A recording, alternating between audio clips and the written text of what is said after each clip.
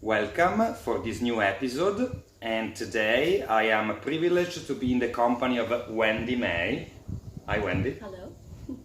So Wendy has been on the island for 5 years and she's an expert in a tool called the Enneagram.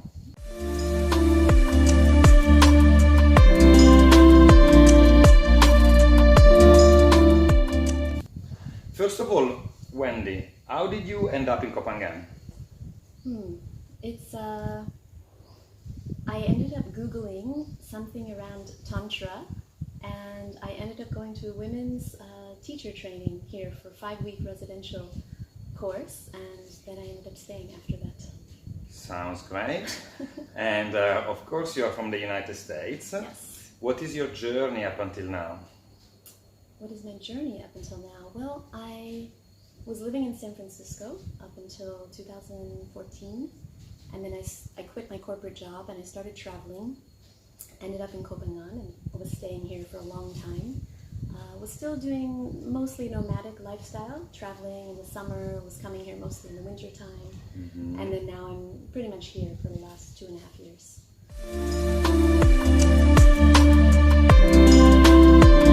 Tell me a little bit more about the Enneagram. How did you find that? I first learned about the Enneagram in 1999, so a long time ago. Wow. Somebody gave me a book. Actually, my boyfriend at the time, when I was in university, his mom was a psychologist. Well, she still is a psychologist, and she was using this with her clients. And I received this book called The Wisdom of the Enneagram, and that was my first exposure to it. And one of the people who wrote this book, Russ Hudson, later became my teacher. So 2014, I started doing my teacher training with the Enneagram Institute. Very nice. Where is it based? New York. Very nice. Can you explain to us in simple terms what is the Enneagram? Yeah, the Enneagram is a typology system. So, there's lots of different typology systems, right? Astrology, human design, Myers-Briggs, all these different ways that we use to categorize human beings. And, on a very surface level, the Enneagram is that. It's a typology system that we can use to put people or sort human beings into different types. I would say on a deeper level, it's, if we use it as a spiritual tool for personal growth, it's more of a system of archetypes. So it's not so much about, you're this type of person or you're that type of person, which it can be used that way on a psychological level, but it's more around, these are different clusters of patterns, basically. Addictions or fixations that we have, habits that we have mentally or emotionally or behaviorally that we get in a loop, that we get stuck with. And Sure. Yeah, we can kind of see through that a little bit. So how many sort of categories within the Enneagram? There's 9.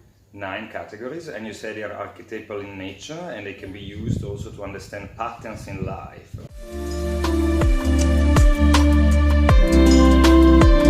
The Enneagram actually looks at your core motivations.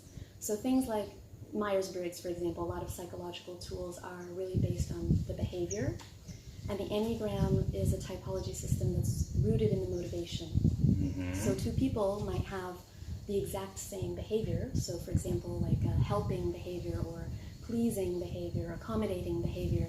But the underlying motivation is very different. The underlying sort of mental, belief system that is powering that behavior is different. So the ego structure, so if we look at the Enneagram as 9 different personality types or different ego structures, the basic architecture of the ego is that there's an engine of activity that is powered by 2 impulses.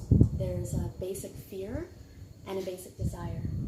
So in Buddhist tradition, we would call that the core craving and the core aversion. Basically, there's something that you're seeking or lacking that you feel is missing in life, and you kind of move towards that. You try to accomplish that or get that for yourself. And then there's something that you're afraid of, that you want to avoid, that you're moving away from, that you withdraw from, or put protections against. Sure. And these 2 things kind of create a loop that keeps the ego activity going. Okay. So you can understand them and put them in a context, make you, so give you some sort of mapping or ideas of why that might be. Yeah. And once you understood that, then is it easier to change the behavior or to be more harmonious, happier, more present in life? Yeah, it's a way of observing yourself.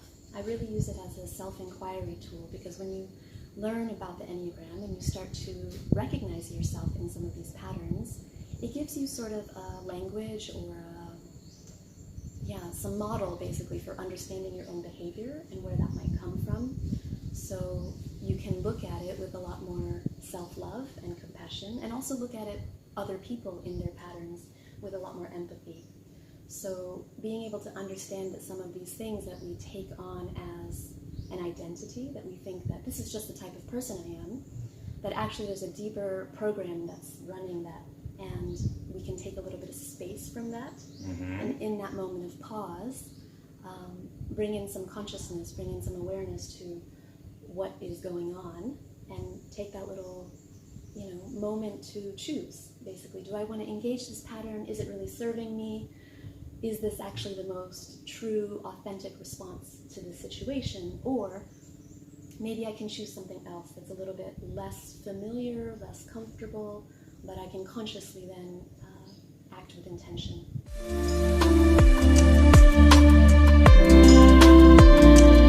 Okay. And in terms of the format that you deliver to people, is it through consultation? So you do workshops? So how can people take the Enneagram tool and actually make it work for themselves? Yeah, I mean, there's so much information about the Enneagram that's available, and for a long time as a coach, I was using the Enneagram without ever talking about it explicitly. It was just something that I had in the back of my mind, and I think it's really useful for anybody who works with human beings, whether you're a therapist, a counselor, a healer, to know something about these patterns, because when you understand them, it helps you to help the other person. So I was using it that way for a long time. Now I'm explicitly teaching Enneagram on the island. I'm doing an introduction workshop every couple of weeks, so that's a way for people who don't have background in this to get a little bit of an exposure and an introduction to the archetypes. Yeah. I also do one-on-one coaching. This is the way that I'm working with it now. I think eventually I'm going to start doing more online courses as well, but at the moment I'm doing this in-person offering on the island and one-on-one coaching, which can be online or in person. Sounds great indeed. It's very interesting, and it's very interesting because it looks like there is quite a bit of a psychological aspect to the Enneagram, yeah? Because in Copenhagen we have many spiritual teachers, many teachers that work with the body, but also there are a few people that have more of a psychological approach, and I really like that. Yeah, I think it's very complementary to sort of other type of modalities on the island. Yes. Yeah, for sure.